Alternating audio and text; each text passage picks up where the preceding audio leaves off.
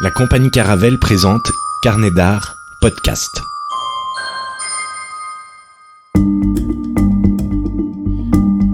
Sur le pont, une émission sur les coulisses du fonctionnement de la compagnie Caravelle, l'occasion de mettre en lumière les matelots de la compagnie, l'histoire, la démarche artistique, politique et sociale de celle-ci.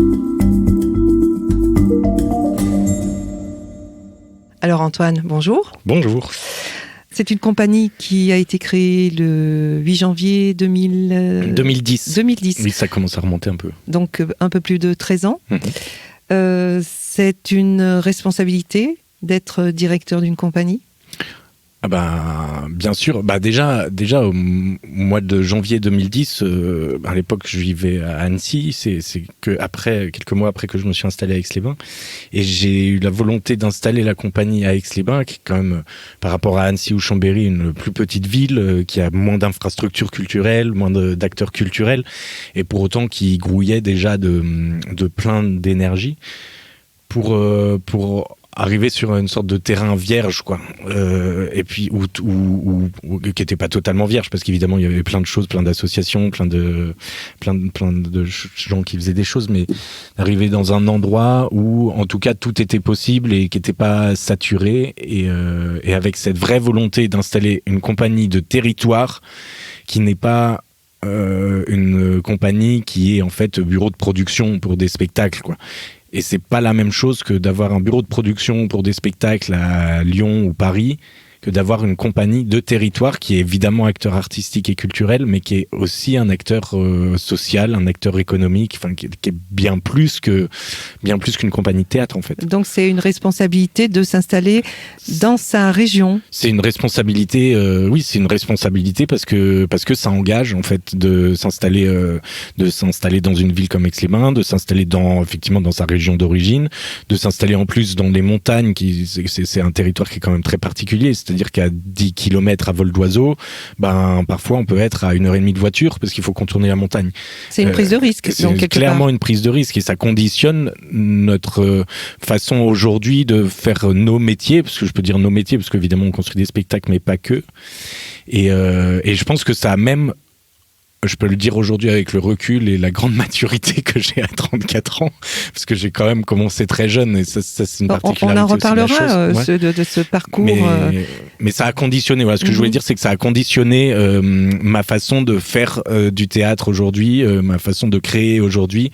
C'est clair que l'environnement dans lequel je me suis installé il y a 13 ans maintenant, bientôt 14, eh bien, ça a conditionné ce que je suis aujourd'hui, ce qu'est la compagnie aujourd'hui, c'est sûr. C'est la volonté de démocratiser le théâtre aussi, oui. de l'ouvrir à tout le monde, et peut-être dans ces fameuses montagnes dont tu parlais. Oui, alors sans vouloir porter un discours trop galvaudé, mais effectivement, en se sentant héritier d'une idéologie malrosienne du théâtre, voilà, avec évidemment des Jean Vilar, après des Antoine Vitesse, etc. Au départ, ou des Dulin, oui, voilà, pour prendre un local.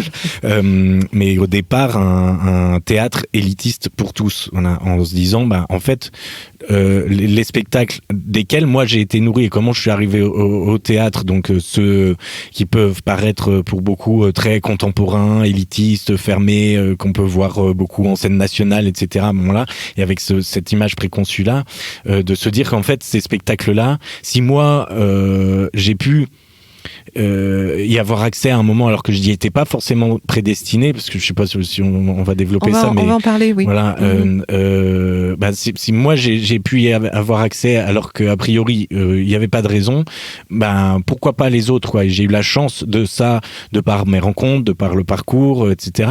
Et c'est au cœur du métier, quoi, d'aller s'adresser à tout le monde, parce que quand on est directeur de compagnie, quand on est créateur, quand on est artiste aujourd'hui en France, et puis pas qu'en France, dans le monde d'ailleurs, parce qu'on parlera aussi sans doute de l'activité à l'étranger de la compagnie, mais on a une responsabilité politique.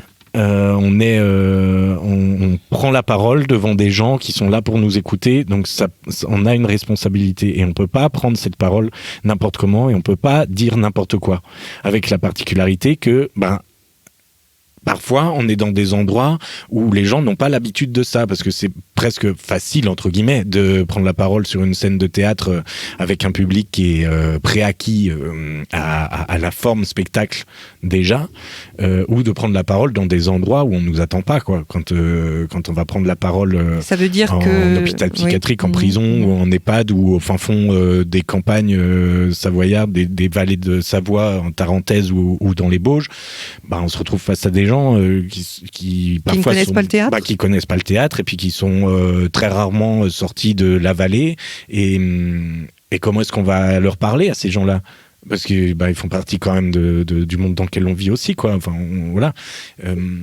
Et puis on partage ce territoire, donc on vit au même endroit. Donc comment est-ce qu'on instaure un dialogue? Comment est-ce qu'on crée des liens?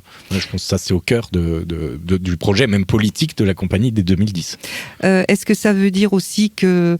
est-ce que ça demande, quand on est directeur de compagnie, de proposer des créations qui sont des écritures personnelles, puisque tu es auteur, ou est-ce qu'on va alors piocher dans des œuvres déjà écrites, des auteurs connus, classiques, moins classiques, contemporains? Dès le début de la compagnie, au début, dans les premières années, on montait des auteurs. Moi, j'écrivais pas pour le théâtre, ou très peu pour le théâtre, et on montait des auteurs. Alors, par contre, je me suis toujours tourné vers des auteurs contemporains qui, justement...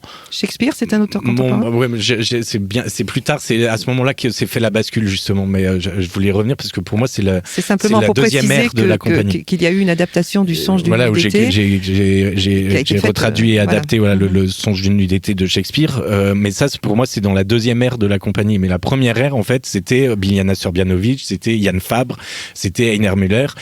Du coup, c'est des auteurs qui sont contemporains et qui m'ont marqué pour une raison ou pour une autre, et justement qui m'ont amené à ce que j'évoquais tout à l'heure, évidemment à l'écriture, et puis à cette sorte de transcendance malrosienne dont je parlais, qui est le moteur, quoi.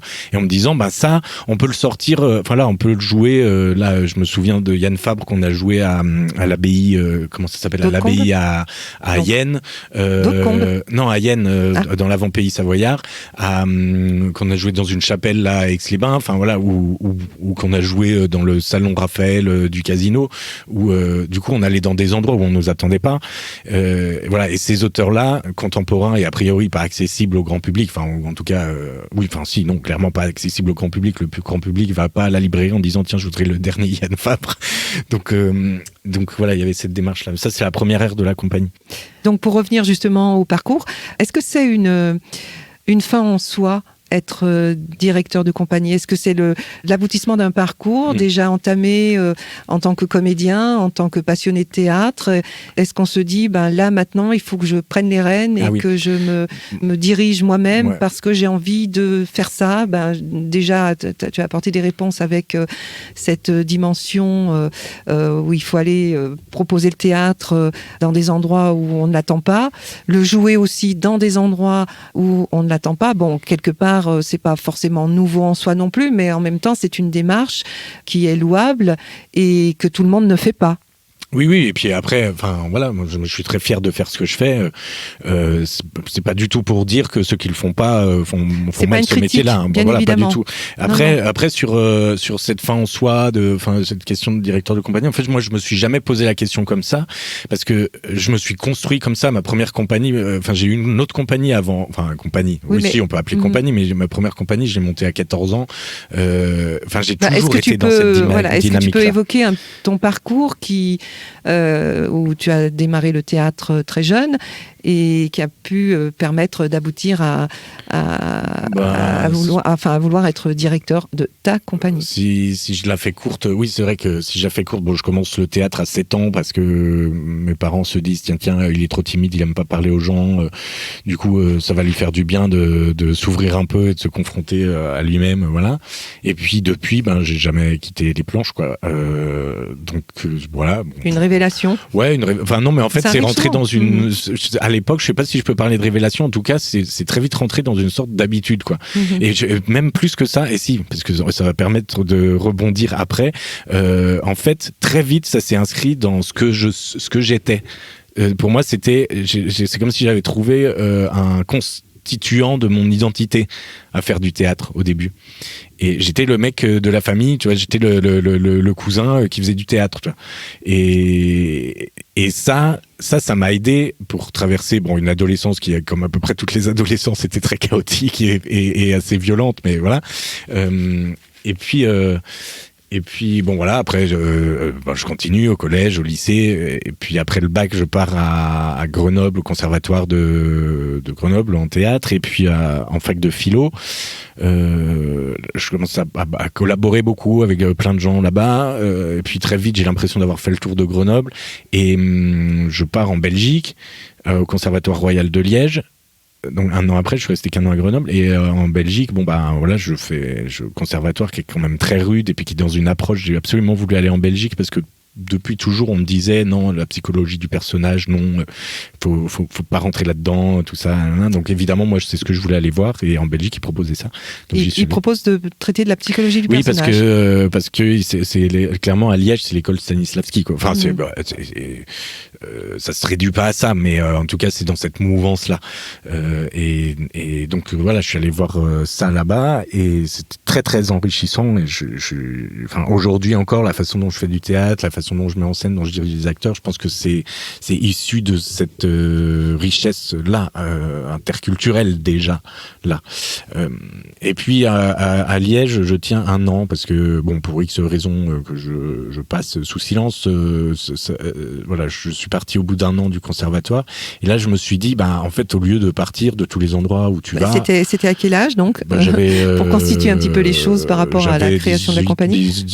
J'avais 19 ans, voilà, j'avais 19 ans. Et du coup, je me dis, ok, rentre à la maison, donc à Annecy, et puis tu vis la vraie vie, quoi. Essaye de monter ta compagnie et de faire ce que tu as envie de faire, puisque les trucs dans lesquels tu tombes, puis en plus c'est des grandes écoles où il y a un concours d'entrée, il faut quand même être sélectionné, quoi, dans ces écoles-là. Enfin voilà. Bref, et du coup, voilà, je suis revenu à Annecy pour construire, pour monter la compagnie. Et très vite, alors j'ai réussi à choper 2-3 cours, genre en MJC, tout ça, voilà, et puis à faire un premier spectacle. C'était Quartet de Lina Müller. Et donc on a joué à Annecy, à Genève, et puis après, en fait, très vite, j'ai eu des contacts sur Aix-les-Bains et des ouvertures, enfin des gens qui se montraient très très favorables à ce que je vienne m'installer à Aix-les-Bains, et ce qui est une compagnie justement de territoire sur Aix-les-Bains. Alors, je peux le dire maintenant, parce qu'en plus, beaucoup de ces personnes-là sont plus forcément en fonction, pas tous, mais aujourd'hui, mais je suis pas sûr qu'à ce moment-là, ils se disaient que... ils s'attendaient à ce que je produise ce genre de travaux. Peut-être qu'ils auraient préféré une compagnie qui s'installe et qui fait... Donc c'était une compagnie au service de la municipalité? Non, mais en tout cas... avec un certain type de spectacle? En tout cas, on m'a ouvert la porte, quoi, voilà, pour venir ici. On m'a facilité des contacts, des rencontres, etc. Et donc c'est de l'opportunité. Enfin, ça s'est trouvé comme ça, où je me suis dit, tiens, ok, la compagnie, surtout que mon ancienne compagnie qui était à Annecy existait encore, et du coup je me disais comme ça me fait un pied sur les 2 départements, et puis finalement l'autre compagnie petit à petit est décédée de sa belle et propre mort, et puis tout s'est concentré sur Caravelle à Aix-les-Bains, et c'est de là qu'a commencé l'aventure, où effectivement après j'ai monté Yann Fabre, l'Empereur de la Perte, et America Suite de Biljana Srbljanović. Ce travail, ces premières créations sur des auteurs connus, donc a amené des créations, des écritures personnelles, des textes. Alors pas tout de suite. Ok, pas tout de suite, mais est-ce que c'est à voir comme une progression? Oui, je pense. Est-ce qu'on peut dire qu'aujourd'hui, tu ne joues que tes propres textes? Aujourd'hui, voilà. Sauf en action culturelle ou en éducation artistique, mais sinon, je joue que mes propres. Enfin, je mets en scène que mes propres textes, sauf si on m'appelle pour d'autres choses, voilà, des projets bien particuliers, mais en tout cas, produits portés par la compagnie et impulsés par la compagnie, c'est que mes propres textes. Après, en fait, je pense que ça s'est imposé.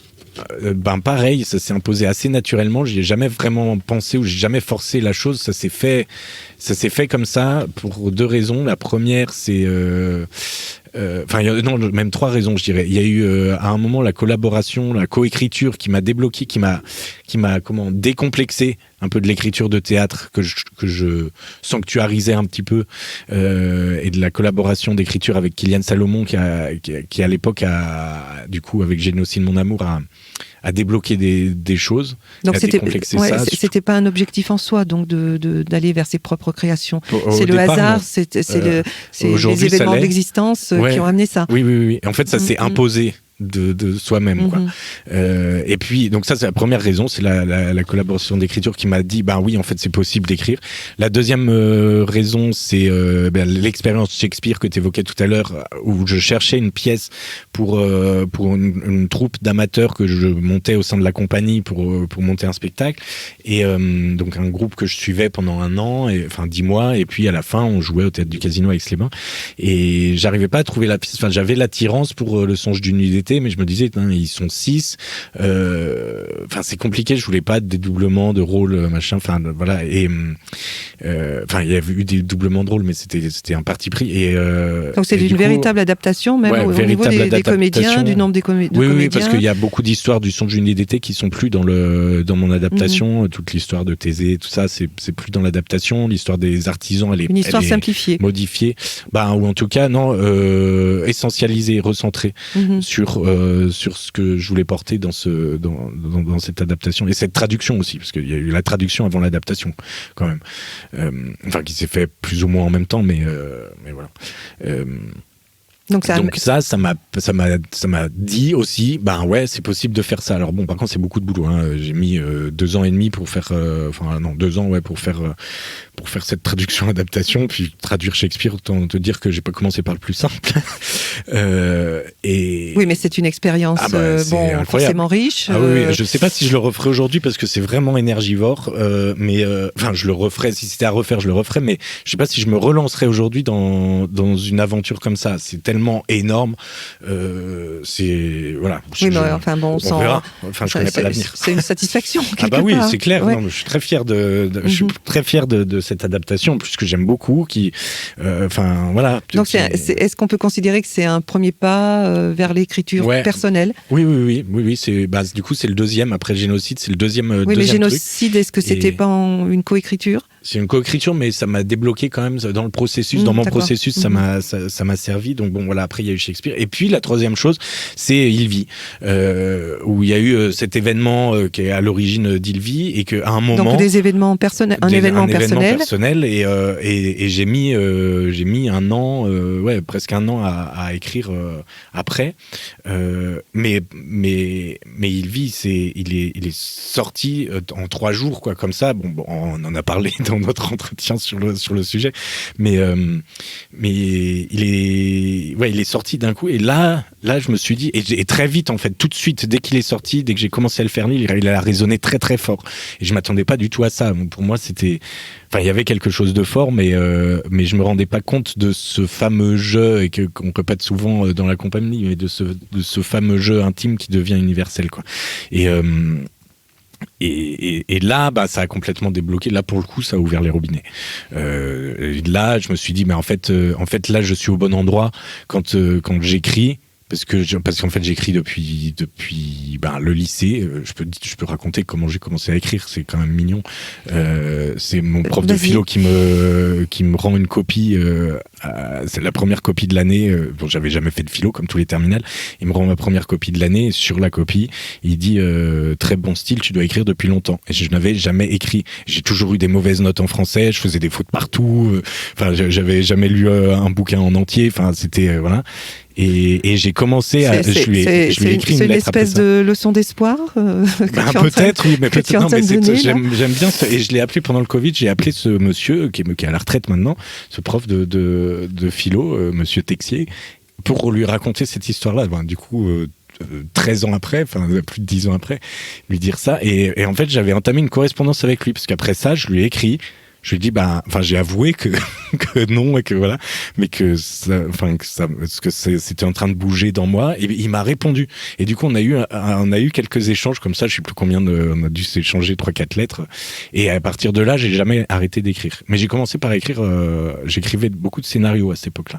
Mais du coup, question, est-ce que ça veut dire que on s'impose, ou tu t'imposes, même en tant que directeur de compagnie, une création, un livre, un texte à intervalles réguliers, ou est-ce qu'il faut attendre des événements comme ça, de la vie? Ça, je trouve que c'est une très bonne question. Je me posais la question il y a quelques années, parce que après les événements de Ilvi qui ont provoqué l'écriture d'Ilvi, il y a eu les événements qui ont provoqué l'écriture de Guillotine. C'est pour ça d'ailleurs que le spectacle d'Ilvi n'a jamais été terminé en France. Et puis après Guillotine, je me suis dit ouais, effectivement, il faut que j'attende le prochain truc qui va me tomber sur le coin du nez. Il y a eu des événements, il y a le Covid. Oui. Bon. Oui, non, mais c'est vrai que, mais en fait, là, maintenant, je suis plus dans ce processus-là. Voilà, on va parler peut-être d'événements très personnels, qui ont marqué l'existence et qui ont amené une sorte de libération. Voilà. C'est quand même ça aussi, l'écriture. Ouais, après, moi, je vois pas l'écriture comme un acte thérapeutique pour moi, hein, pas du tout. Non, mais sans que ce soit... D'ailleurs, je ne peux pas écrire tant que je n'ai pas réglé la chose avec moi-même. C'est pour ça que des fois, genre pour Olivier et pour Guillotine, j'ai mis très longtemps pour écrire. Guillotine, là, je finis 7 ans après, quoi. Quand même beaucoup, 7 ans. Ilvi, c'était 1 an, mais voilà. Non, mais maintenant, je suis plus là-dedans. Maintenant, j'ai un rapport à l'écriture. J'écris tous les jours ou presque. Du coup, il y a un mécanisme, puis même physique. Ma main a besoin d'écrire. Sait écrire. Oui, et puis elle sait. J'ai pas besoin de me forcer, j'ai plus le syndrome, je touche du bois, mais en fait, dans le processus, j'ai plus du tout le syndrome de la page blanche. Jamais je me pose devant ma feuille en me disant, qu'est-ce que je vais écrire? Non, je sais ce que je vais écrire, c'est peut-être c'est de la technique, c'est du travail. Oui, mais c'est peut-être aussi un processus intellectuel, ça mûrit dans la tête, oui, je pense. Ça se fait peut-être tout seul à un moment donné, et quand ça sort, quoi. L'écriture se fait. C'est une plasticité aussi du cerveau, et puis c'est une habitude. L'écriture, ça fait partie de moi. Voilà, donc c'est comme ça aujourd'hui. Et c'est pour ça que il y a quand même toute une partie de mon métier qui est un peu en dehors de la compagnie, même si parfois c'est en lien, mais qui est de la commande ou de l'accompagnement d'écriture. Et ça. Alors ça, c'est un autre pan, mais du coup, je te coupe là parce que je me dis création, écriture, tu produis tes propres spectacles. C'est vrai que quand on parle de directeur de compagnie, on a plutôt tendance à penser que c'est un rôle pas restreint, mais qui peut-être aller vers ces auteurs contemporains dont on parlait ou classiques. Et là, du coup, c'est quoi finalement pour toi être directeur de compagnie? Pour moi, je vois ça comme l'outil nécessaire à ma liberté. Je vois ça comme même le garant de ma liberté. Quelque part, la compagnie Caravelle, je ne parle pas de moi, parce que moi tout seul, c'est un peu limité, mais de la compagnie Caravelle, avec toutes les énergies, toutes les envies, toutes les forces qu'il y a dedans, s'autosuffit à elle-même. Alors pas financièrement, parce qu'après il y a le rôle de producteur qui est un peu différent et il faut équilibrer des choses, mais ça c'est autre chose. Mais sinon dans le sens qu'on peut mettre dans les choses, dans la création, etc. En fait, on fait tout en interne. Par exemple, là on lance les Carnets d'Art Podcast. Carnet d'Art Podcast, c'est tout produit en interne. On fait pas appel à des prestataires extérieurs. C'est des mecs de la compagnie, c'est des matelots de la compagnie qui font ça, qui enregistrent, qui font la technique, qui réalisent les émissions, qui font les montages, qui font le sound design, qui font la com, etc., etc. Et du coup, être directeur de compagnie, pour moi, c'est créer les conditions de cette liberté qui est essentielle pour moi, et puis pour cette façon de faire le métier. Ça veut dire que finalement, tu vas au-delà de la création de spectacles. Oui. En parlant de Carnet d'Art Podcast, il y a d'autres activités. Alors, il y a toute l'activité, l'éducation artistique, les cours qu'on peut donner en lycée, mais aussi les ateliers, les stages qu'on peut faire auprès de publics spécifiques, comme les réfugiés mineurs isolés, comme dans des hôpitaux psychiatriques, en prison, dans les EHPAD, etc. Et puis tout ce que j'évoquais tout à l'heure, le travail sur le territoire, quoi, d'irriguer le territoire, notamment rural, éloigné des centres urbains, éloigné de la culture, éloigné du théâtre, et aller les chercher, et leur proposer des choses, quoi, qui sont pas forcément les choses qu'ils attendent ou qui se préfigurent de ce qu'est le théâtre. Mais tu as parlé de carnet d'art. Oui, et puis carnet d'art. En fait, tout ça, pour moi, c'est un peu le même métier. C'est les médias qui changent. C'est un élargissement. Voilà, c'est un élargissement. C'est le média qui change, mais le sens, l'énergie derrière, la force de ce pourquoi et les objectifs sont les mêmes. C'est de mettre en mouvement de la pensée, c'est de mettre en mouvement de l'émotion, c'est de connecter la pensée et l'émotion, c'est de créer des liens, des ponts entre celui qui parle, celui qui écoute, celui qui parle indifféremment, de créer des ponts entre les cultures. Il y a cette notion de jeu intime qui devient universel. Comment le jeu intime, en fait, il résonne et il a du sens pour l'autre aussi. Et du coup, je parle de mon jeu à moi, Antoine, mais ton jeu à toi, Isabelle, c'est exactement la même chose. Et le jeu à la personne qui est en train d'écouter est pareil. En fait, tout ça, ça prend juste des formes différentes, parfois sous forme de cours, parfois sous forme de stage, parfois sous forme de spectacle, parfois sous forme de podcast, ou sous forme d'exposition, de conférence ou de lecture, quoi. Donc, tu as parlé d'EAC, de podcast. Est-ce qu'il y a d'autres activités inhérentes à la compagnie ? Il y a la création, il y a nos 4 branches, la création, l'EAC, les actions sur le territoire et les podcasts, avec la particularité dans les créations que ça peut être dans la région, mais aussi à l'étranger.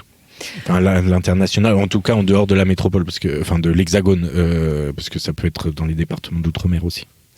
Tout à l'heure, tu parlais d'une responsabilité qui relevait du politique, mais est-ce que aussi avoir son identité théâtrale, avoir sa propre conception du théâtre, est-ce que ça relève aussi du politique ? Je parle ici d'un théâtre incontrôlé. D'un théâtre incontrôlé. Oui, alors ce qu'on appelle un théâtre incontrôlé, c'est effectivement l'esthétique dans laquelle est engagée la compagnie, dans laquelle je suis engagé depuis toujours, en fait.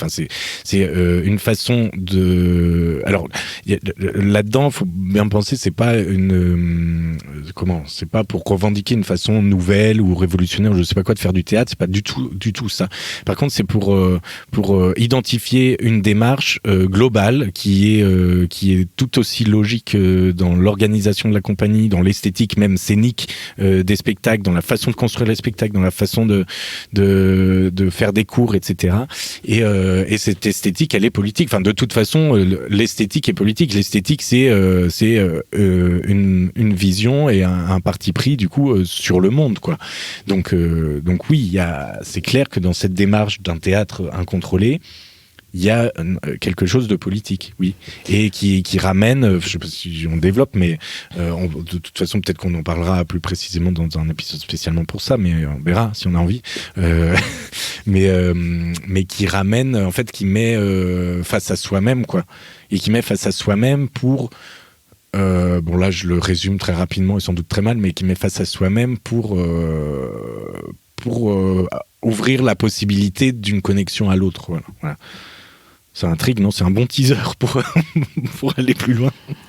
Alors, cette responsabilité, elle va aussi dans des choses concrètes. Est-ce que c'est quelque part savoir gérer une équipe ? Ah bah oui, c'est clair que c'est une grosse partie du boulot de savoir gérer une équipe, de savoir gérer un budget, de savoir gérer un planning, de savoir gérer, c'est clair, et de savoir gérer des compétences aussi. Si on part purement RH, il faut la compagnie nécessite, parce que je parle souvent même dans les créations de ça en personnifiant un petit peu pas un peu carrément ce qu'on fait.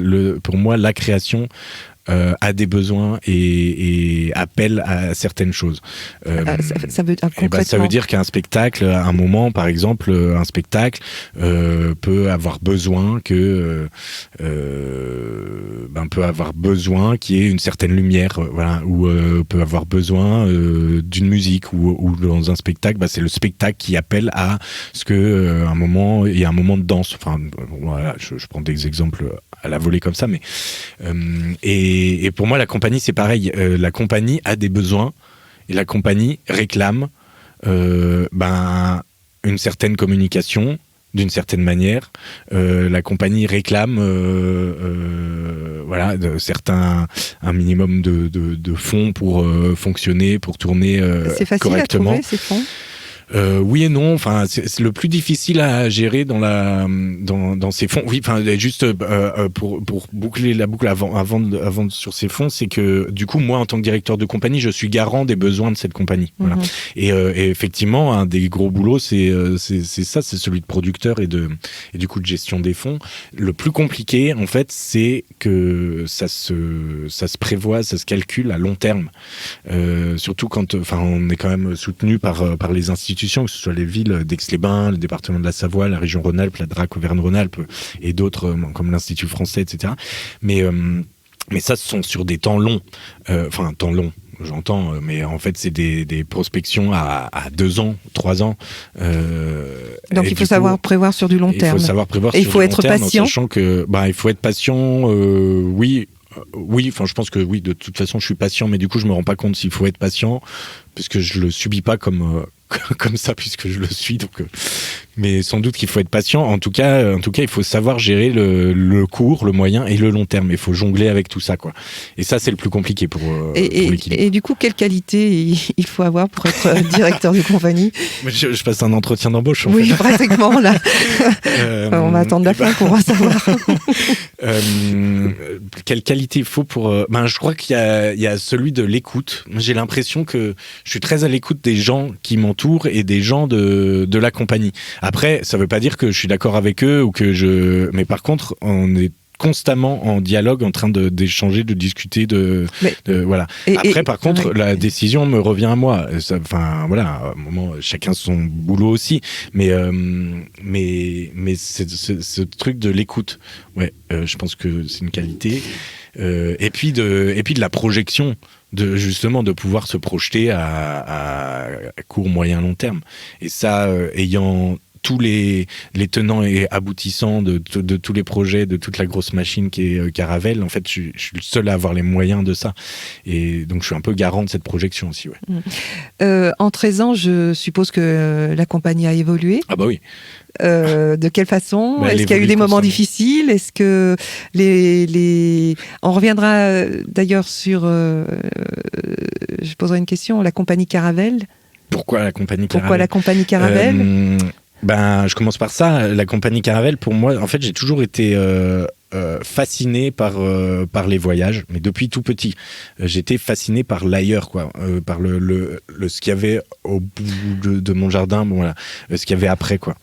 Et à explorer les limites toujours. Et en fait, la Caravelle, c'est quand même le symbole, alors même si ça porte aussi des choses qui sont pas très drôles, genre le génocide amérindien ou des choses comme ça, mais en fait, c'est quand même le symbole du bateau techniquement très élaboré du début de la Renaissance, qui fait rentrer le monde dans l'ère de la modernité.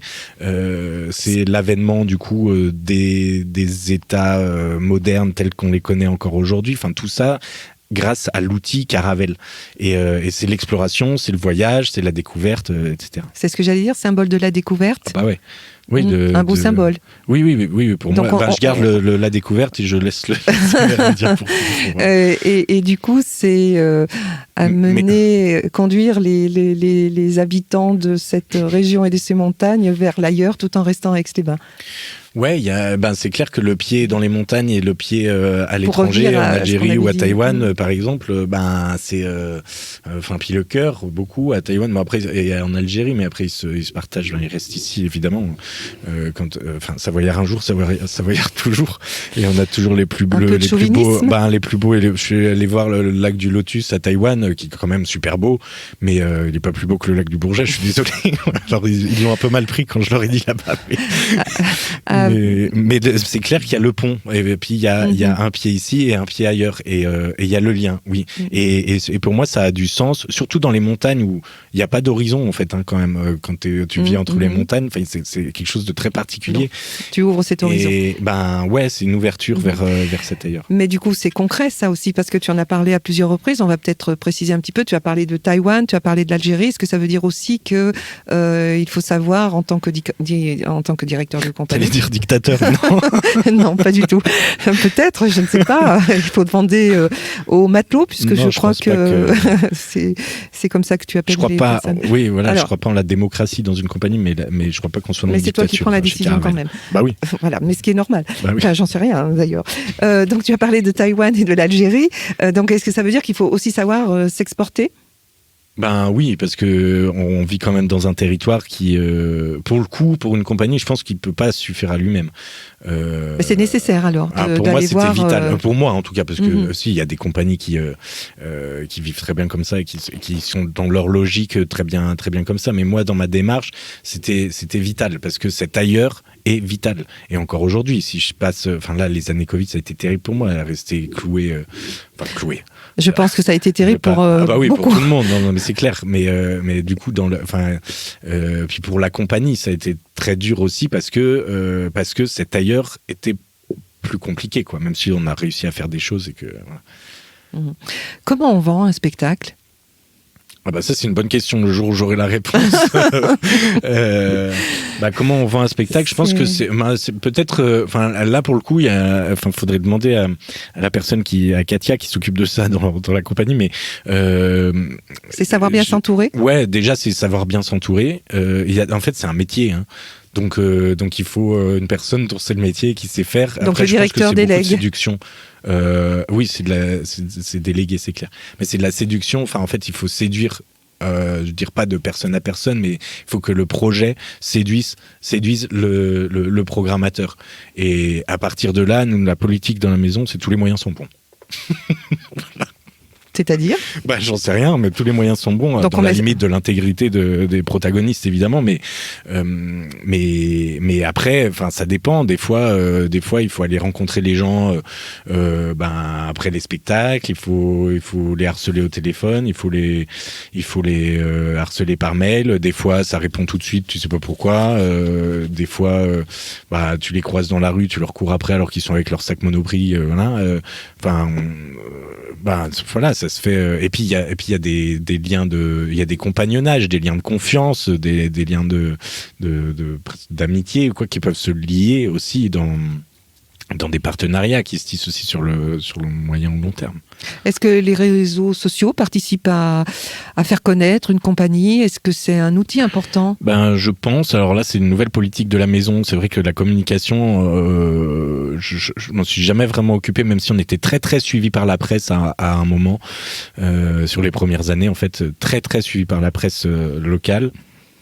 Petit à petit, ça s'est perdu et on n'a jamais pris en charge les réseaux sociaux jusqu'à cette saison. Force est de constater qu'il y a déjà beaucoup de retours, beaucoup de gens qui se rendent compte en fait de tout ce qu'on fait, qui connaissaient la compagnie, qui me connaissaient moi, qui connaissaient des gens de la compagnie évidemment, mais de l'extérieur et qui du coup se rendent compte de tout ce qu'on fait. Donc on rend visible toute cette activité qui était parfois un peu souterraine. Donc je pense que oui, ça fait du bien à tout le monde en fait. Dans les matelots, comme tu disais, l'équipage quoi, de la compagnie, et puis même pour s'ouvrir, parce que notre but premier, c'est quand même le lien avec les autres et notamment évidemment avec notre public. c'est aussi un moyen de montrer ce qui n'est peut-être pas visible. Ouais, il y a ce truc des coulisses. D'où cette émission d'ailleurs sur le pont, c'est exactement ça. Bon, il y a Carnet d'art podcast avec les différentes émissions qui n'ont rien à voir avec Caravelle et qui sont détachées de ça, et c'est Caravelle qui produit ça, mais voilà. Mais là sur le pont, effectivement, c'est rentrer dans les coulisses, c'est ouvrir une petite lorgnette pour dire voilà, on peut regarder à l'intérieur, voilà comment ça se construit, voilà qui fabrique ça, d'où ça vient, où ça va, quels sont les objectifs, etc. Et puis c'est aussi donner l'occasion de faire comprendre aux gens et aux personnes qui veulent nous regarder, qui veulent nous rencontrer, qui veulent entrer en dialogue avec nous, etc. De faire comprendre la démarche dans laquelle on est, et puis pourquoi pas même d'entamer le contact comme ça, quoi. Donc c'est important d'avoir toujours un contact de près ou de loin avec un potentiel public. Oui, je pense, parce que c'est dans la nature même de l'activité. Mais par contre, c'est pas évident de l'avoir, ce contact. Est-ce que le directeur de compagnie que tu es dort bien la nuit ? Ça dépend des jours. Il y a des fois où c'est quand même compliqué, parce que y a des moments où la compagnie, même si c'est un gros bateau qui a certaines épaules, une certaine largeur d'épaule, mais qui reste fragile, quoi, et qui reste précaire, parce que c'est un bateau artistique, culturel. On sait bien que ce sont pas les navires les plus solides de ce pays, quoi. Même si on a beaucoup de chance à plein de niveaux, mais donc des fois c'est un peu compliqué, mais puisque tout ça, cette démarche, la façon dont ça se construit, ce rapport aux autres, etc., c'est moi intrinsèquement. Tout ça pour moi c'est une sorte de prolongement de toute logique de ce que je suis, quoi. Donc voilà, j'assume, en fait. Voilà, j'assume. Donc des fois je dors pas bien, mais généralement ça va, hein. Heureux. Voilà, c'est ce que j'allais dire. Puis il faut quand même finir là-dessus. Enfin, si on a fini, mais c'est oui, je peux dire que je suis heureux, et ça rend heureux de faire partie de la compagnie Caravelle, et je suis très fier d'être capitaine, si on regarde la métaphore, de ce bateau avec tous ces matelots qu'il y a à l'intérieur, quoi. Il y a une sorte il y a des liens très très forts qui sont tissés entre nous, et je suis très fier de ce qu'on construit, et de la dynamique et des dynamiques dans lesquelles on est, et de toutes ces énergies qui s'agglomèrent. C'est vraiment très beau, en fait. C'est vraiment très beau. Et ça, merci la vie, quoi. Je me considère chanceux, en fait. Merci Antoine. Merci Isabelle.